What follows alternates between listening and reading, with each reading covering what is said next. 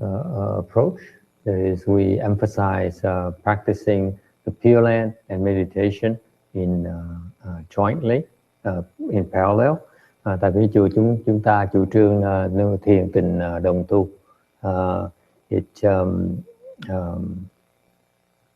That's why we organize the summer meditation retreat. Bởi vậy mới tổ chức cái khóa tịnh độ và khóa thiền thất trong hè.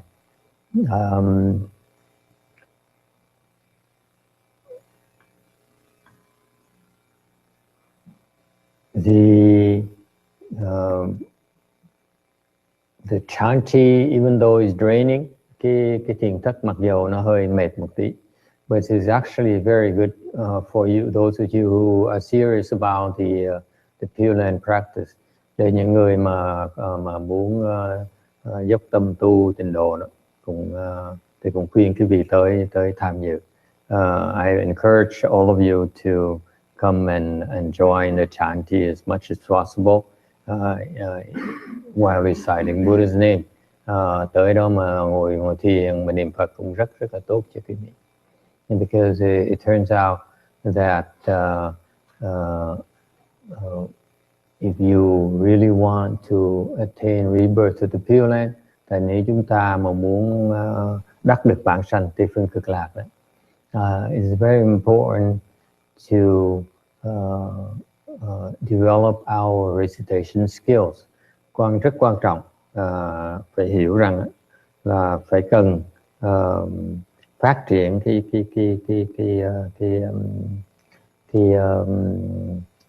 công lực của niệm Phật. The typical PureLand practitioner just recite the Buddha's name. Thường những người mà tu tịnh độ đó, người ta chỉ được dạy là niệm Phật thôi. They are not taught properly. If you recite the Buddha's name, it's good that yes, you will attain rebirth. Và nếu như quý vị niệm Phật ấy, thì chắc chắn quý vị sẽ đắc vãng sanh. The patriarch said so. Những chư tổ sư đó đều nói như vậy hết, nói là nếu quý vị niệm Phật ấy, chắc chắn sẽ vãng sanh. All patriarchs said so. All PureLand patriarchs confirm that we recite the Buddha's name, we will attain rebirth. That's for sure. Người vị tổ sư nào pháp môn tịnh độ cũng vậy, tông tịnh độ đều nói như vậy. Quý vị vãng niệm Phật chắc chắn sẽ vãng sanh. Okay. But then you should not be confused about it. Nhưng để quý vị phải hiểu cho nó rõ ràng. They didn't say you will be reborn this lifetime. Họ không nói rằng quý vị sẽ được vãng sanh kiếp này đâu. Họ chỉ nói quý vị chắc chắn sẽ vãng sanh thôi. They said 1,000 people practice reciting Buddha's name, 1,000 people will attain rebirth. Tại vì ngay Ngài Tuyên Hóa Ân Sư thầy cũng nói như vậy đó. 1,000 người niệm Phật, 1,000 người chắc chắn sẽ vãng sanh. Okay. Nhưng đều không ai nói rằng là kiếp này sẽ đắc vãng sanh. Tại muốn kiếp này đắc vãng sanh nó cần có nhiều cái điều kiện hơn một tí. If you want to attain rebirth to the PureLand this lifetime, it takes a few more requirements. Okay, it takes a lot more blessings than that. Có cần nhiều phước lắm mới đắc được vãng sanh.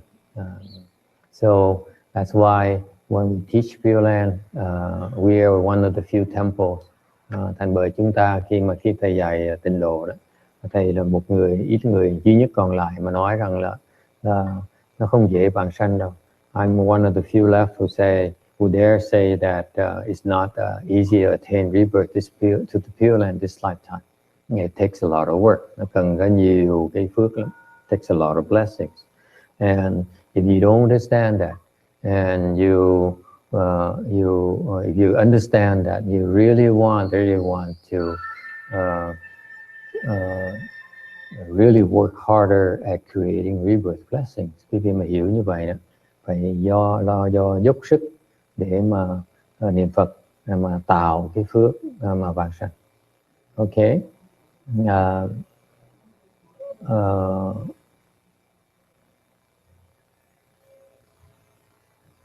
When we explain when we talked about, when we lectured on the Chanchi, lúc mà thầy Tùng cái thiền thất vừa rồi mới giảng nói pháp về cái trong cái thiền thất đó. We explained to people the requirements for practicing chan.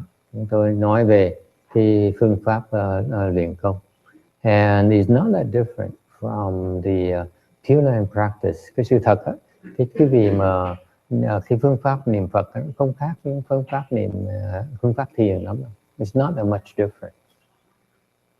Okay, in order to cultivate, the Buddha explains it in generically. Đức Phật dạy một cách tổng quát. He says, in order to practice, quý vị muốn tu thì quý vị phải có vài cái điều kiện mà quý vị nên chú ý tới. The few things you need to pay attention to, or to make sure you practice properly. You practice successfully. Có những cái vài cái điều kiện quý vị phần để ý để mà có thể thành tựu cái pháp môn này. You don't roll up your sleeve as a left home person.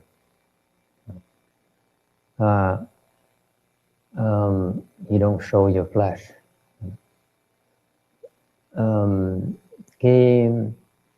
Cái điều kiện thứ nhất là quý vị phải được chú ý tới những cái người đồng tu với mình.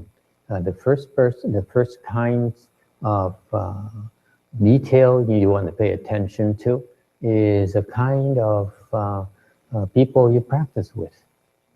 Những người tu mình là ai? The Buddha puts it as the people that are admirable. Thì Đức Phật nói những cái người mà mình đồng tu mình nên chọn những cái người mà đáng khen, đáng phục. Thì he didn't say that go to the nearest place. Đức Phật nói là tới cái chỗ gần nhất mà tu.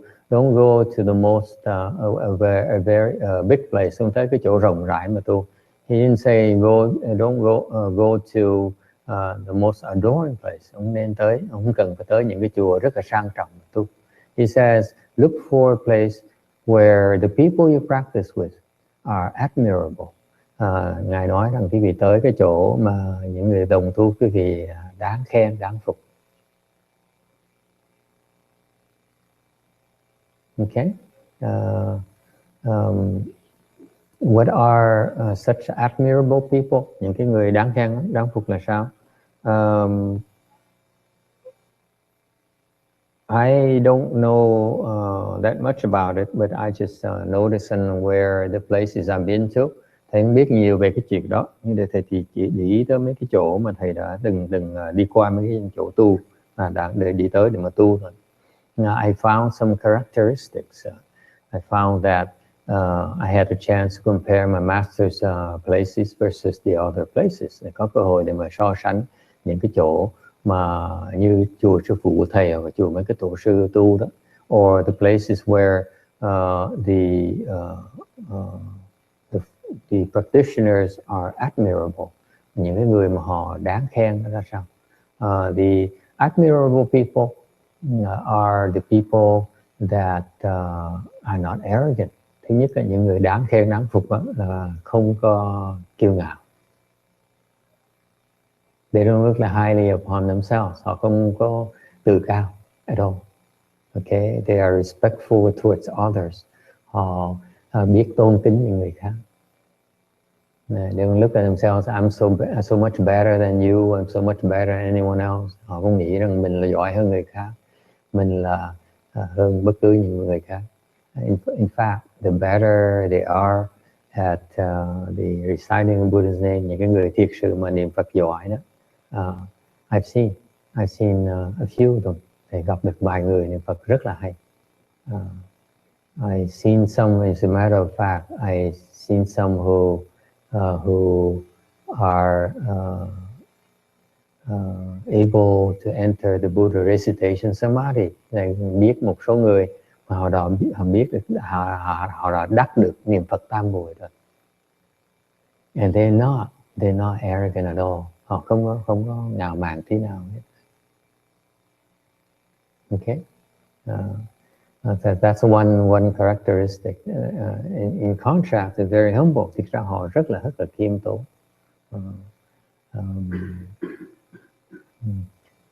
And one more thing, that some of these people are better practitioners than others. Một cái số người này họ niệm Phật hay hơn. Ngay trong số người mà họ niệm Phật đắc được niệm Phật tam muội này, có những người họ niệm Phật hay hơn những người kia. In fact, among these people who are able to recite the Buddha's name and enter that recitation samadhi, those who are even, there are different classes. Có những mặc dù họ đều niệm Phật niệm Phật được cái cách nhập cái tam muội này, nhưng đều cái công phu họ khác nhau. There are different levels of this recitation samadhi. Cái định lực nó có nhiều cái trình độ khác nhau. And those who are better, những cái người mà trình độ cao hơn đó, okay, they even so more humble. Họ rất là khiêm tốn. You know, arrogant at all. Họ hoàn toàn không có cái ngạo mạn gì hết. Would you like to know one such person? Quý vị muốn biết cái người đó là một người đó là ai không? I met such person. Tôi gặp người đó rồi. Would you like to know? Biết người đó, muốn biết ai không? He's right behind me. Ông sau lưng này. He is just so humble. Cái người này, Ngài Tiến Hóa, nó rất là khiêm tốn. Okay. He can enter this recitation match just like that. Ông muốn, ông nhập ngay lập tức như vậy này. Okay. The typical, you know, the typical patriarchs. Quý vị có biết không? Một cái vị mà tổ sư tịnh độ đó, the PureLand patriarchs, it takes them a while before they enter this recitation samadhi. Ngay những vị tổ sư tịnh độ đó mà họ niệm Phật đó, họ cũng không dễ nhập cái năm tam muội đó đâu. It's not that easy. It's very hard. And my master can enter at will. Tịnh độ Ngài Tiến Hóa là muốn nhập là nhập, tịnh độ cao như vậy đó. And you see, so that's why I always known that if you really know how to practice the PureLand Dharma door, you really say the Buddhist name well. Thầy trước giờ tôi biết rằng những cái người mà niệm Phật hay đó, niệm Phật giỏi đó, thì họ cũng always very humble, rất là khiêm tốn. And that's why I walk around. I go to all these temples or way places of people where they recite the Buddha's name. And một những việc đầu tiên mà thầy tới mấy cái chỗ mà niệm Phật đó, I walked in, I see the attitude of the people who are the leaders or organizers. Thầy tới để quan sát coi thử là những người tổ chức thái độ ra sao, cái ông chủ chùa thái độ ra sao, ông hòa thượng thái độ ra sao. And you know, as soon as I realize these people are still arrogant, I just walk away and I don't waste my time. Thầy thấy những người mà cao ngạo như vậy, thầy lầm lơ, thầy bỏ đi, thầy không thèm ở đó. Phí thì giờ cuộc đời mình làm cái gì? Okay. So that's what the Buddha says. If you want to practice, if you're really serious about your practice, you choose admirable people to practice with. Bởi vì Phật dạy rất là rõ ràng. Khi mà khôn ngoan biết mà muốn niệm Phật cho giỏi, muốn niệm Phật mà đắc vãng sanh, nên kiếm những cái người khác mà đáng phục mà tới mà tu chung. In fact, once you are able to enter the Buddha recitation samadhi, một khi mà quý vị nhập được cái niệm Phật tam muội rồi đó, okay, the Buddha guaranteed that you'll be able to attain rebirth this lifetime. Một khi mà quý vị nhập về niệm Phật tam muội này đó, thì Đức Phật A Di Đà đã nguyện rằng sẽ tới đón quý vị khi mà quý vị lâm chung. That's what he says in the Amitabha Sutra. Đó là cái mà ngài cái kinh A Di Đà đã giảng rõ ràng như vậy. Okay, so this is one of the assurances you can have to attain rebirth this lifetime. Đó là một trong những cái cách mà quý vị có thể cố gắng, một phương pháp quý vị cố gắng, phương tiện quý vị có thể có để mà đắc vãng sanh kiếp này. You want to attain rebirth, recite the Buddha's name and enter samadhi.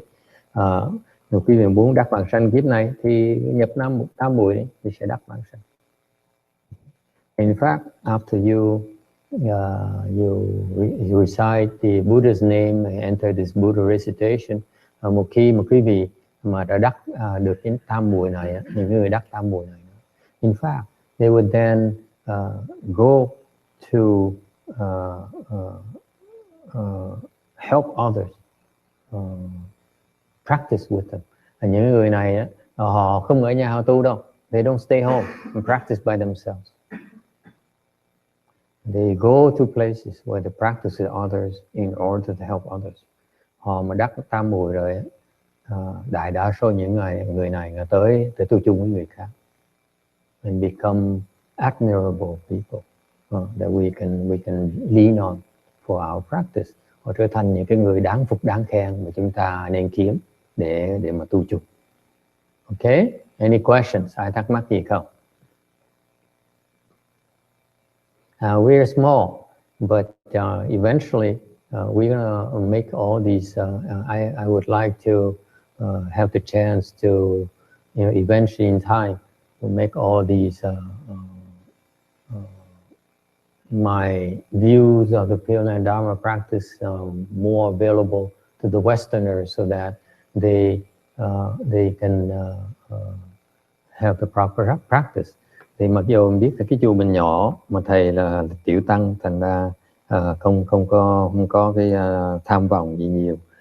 I really have no big aspiration. I'm a small timer. I'm a loner, so I don't expect to be able to do much as a monk. Vì cuộc đời này thầy không làm được nhiều đâu. Một sư này tiểu tăng, không ai mà giúp đỡ, không ai tin tưởng thì mình mở miệng mình nói thôi, chứ còn mình chả hy vọng được cái gì. So all I have is my insights, but hopefully it rings true. Then more and more people will find out for themselves and don't miss this chance to go to the PureLand this lifetime. Thì hy vọng người ta tin những cái lời nói đó, nhiều người tin hơn thì họ có cái cơ hội mà đi vãng sanh nó tốt hơn. Okay, I even told my meditation student, đại đa số những người tới tu thiền với thầy nói họ quý vị kiếp này giác ngộ không nổi đâu, quý vị nên tìm cách nào vãng sanh. Told them the overwhelming majority of you will not become enlightened. You better off finding aspiring for rebirth this lifetime. It's not that easy to become enlightened. Giác ngộ nó khó lắm. Vãng sanh tương đối nó dễ hơn nhiều, much easier to attain rebirth this lifetime than to become enlightened. Okay, so these people, as I said, these people who are able to attain the Buddha recitation samadhi, who are very, very good at it. Những cái người như hồi nãy thầy nói đó, mà họ đắc được niệm Phật tam muội, mà họ niệm Phật trình độ rất là cao đó, they tend to go and practice with others. Họ thường tìm cách đi tới tu chung với người khác. Okay, and that's a second characteristic that you want to look at, these admirable people. Cái đó là cái đặc tính khác mà quý vị có thể nhận ra được từ những cái người mà đáng phục, đáng khen này. Okay, they're very kind and they're very compassionate. Họ rất là từ bi. Okay, they're not arrogant and they're very kind and compassionate. Họ rất là khiêm tốn và rất là từ bi. Okay, that's how you can recognize these people. Vì có thể nhận ra những người này như vậy. It's not, excuse me. It's not that who they associate with, không phải là họ cái nguồn gốc họ nó không quan trọng, mà hoặc là những cái ngoại vật nó không quan trọng. External marks are not important. It's their heart and the purity of the mind. Thì không phải là cái tướng ngoài, mà cái tâm họ nó phát ra cái sự khiêm tốn và cái tâm từ bi nó bộc lộ ra. All right, that's all I have for you today. I'm tired, so I don't feel like talking too much. 3 tuần thầy cũng như tử. You're supposed to get tired after the chanchi. Cái thiền thất để tu để mà mệt. Except for Kim and Francis are not even tired at all. Có 2 cái cô này núp sau cái màn, nó không biết cô làm gì. We don't know what they're doing behind the screen. So, but they are only one who's not tired. Họ là người duy nhất mà không có mệt. Chúng tôi ai cũng mệt nhòi. Ngay từ hiền giới là bệnh sắp chết tới nơi rồi.